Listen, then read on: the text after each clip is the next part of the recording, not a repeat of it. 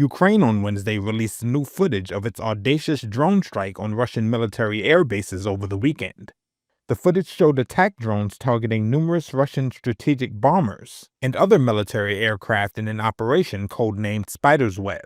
Satellite imagery suggested the attacks had caused substantial damage, although the two sides gave conflicting accounts of the extent of the destruction.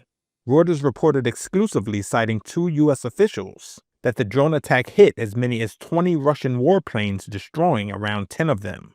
The U.S. officials described the attack as highly significant, with one of them warning that it could drive Moscow to a far more severe negotiating position in peace talks to end the war. On Wednesday, Russian President Vladimir Putin told U.S. President Donald Trump in a telephone conversation that Moscow would have to respond to both the drone attack as well as a deadly bridge bombing that Russia blamed on Kyiv. Ukraine has not commented on the bridge attacks, but has taken responsibility for Sunday's attack on Russian airfields. The Kremlin said Trump told Putin that Washington was not informed in advance of the Ukrainian attacks.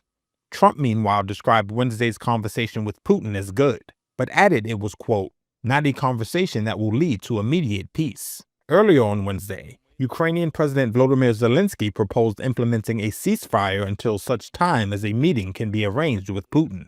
But Putin questioned the point of peace talks with Ukraine after accusing it of ordering the bombing of bridges, which he called terrorist attacks, in some of his most hawkish remarks on the outlook for peace. The attack was clearly aimed at civilians.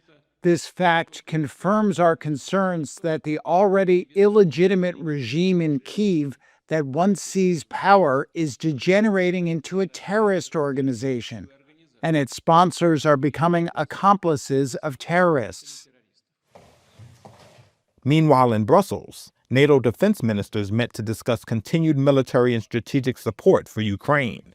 Kyiv's defense minister said Ukraine's allies voiced willingness to pay for defense manufacturing by Ukrainian companies in allied countries, but did not specify the potential value of the offer.